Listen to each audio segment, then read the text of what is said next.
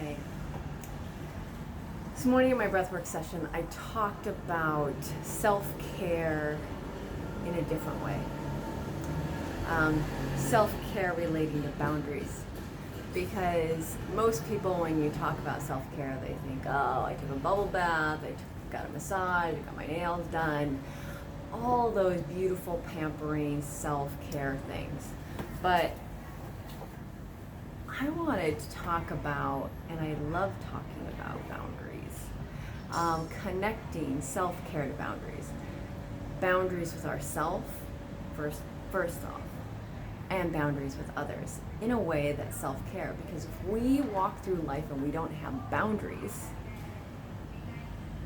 then how can we really take care of ourselves? So imagine if you were somebody that just loved laying in bed. You would never get out of bed. You would just lay there forever and ever and ever if you didn't have the boundary. Like, I have to get up out of bed, whether it's for a job, whether it's to create something, whether it's to clean the house, whatever it is. That's a boundary. A boundary is, okay, I wake up, I can lay in bed for this amount of time-ish, and then now I need to get up. Another boundary is going to bed at a certain time, eating certain food that makes you feel good or doesn't make you feel good. And you're like, okay, I'm only allowed to have that food X amount of times in a week or a day or a month or a year. Those are boundaries that we have with ourselves. We think of them as just choices and decisions, and they are, but they're also boundaries, which is really awesome. It's amazing how they've done actually scientific studies on children. If you put, like, as humans really need boundaries. So they've done studies with children that they put a bunch of children in a playground and there's no walls, there's no fences, there's nothing, and they just go play. And the kids stay tightly in the middle of the whole entire playground. Then they go and they put a whole entire, like, bushes around the edge of the playground. And then they go out a little bit farther and they're like, okay. But then they go and put an actual fence, a fence all the way around that really is going to enclose them in.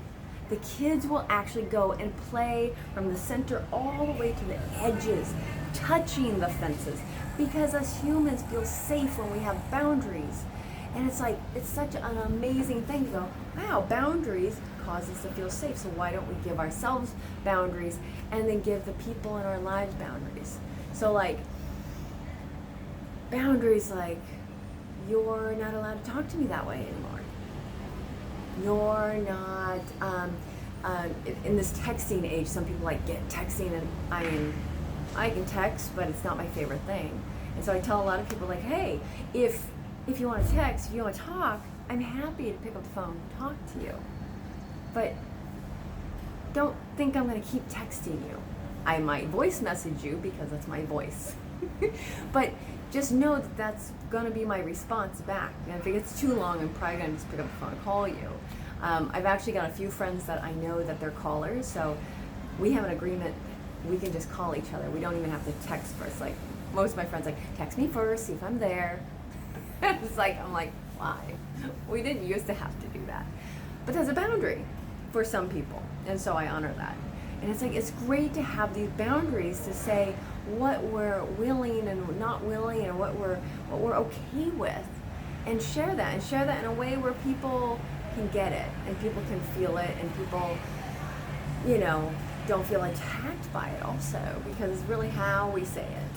But there's so many ways in our life that we set boundaries. I have certain people, like, I just say, hey, you're more than welcome to, like, contact me on this social media, but not this one. I've had people say that to me because there's so many different ways to contact each other. But, calling, some people keep their phone on at night, and their boundary is, don't call me past the time I go to bed, because it will wake me. I don't know why they have their phone on, but they do, for emergencies. So it's just interesting how the boundaries really connect with self-care in so many different ways. And so it's like, think about it, like, where's your boundaries? Where's your self-care with your boundaries, with yourself, with others? And then put that together with what's your boundaries and your self-care with your breath work practice.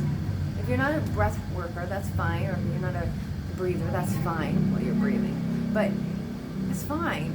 But what other practices are you committing to? Are you committing to, in this case, breath work? Are you committing to it 3 minutes a day, 5 minutes a day, 10 minutes a day, 40 minutes a day, 10 minutes a day, twice a day? What are you committing to? Or if it's yoga practice, or dance practice, or sports, whatever the practice, or writing, whatever it is, like, what's your boundaries behind that? What are your boundaries? And how can you take care of yourself in those? So anyway, it's just food for thought, and hope you have a great day.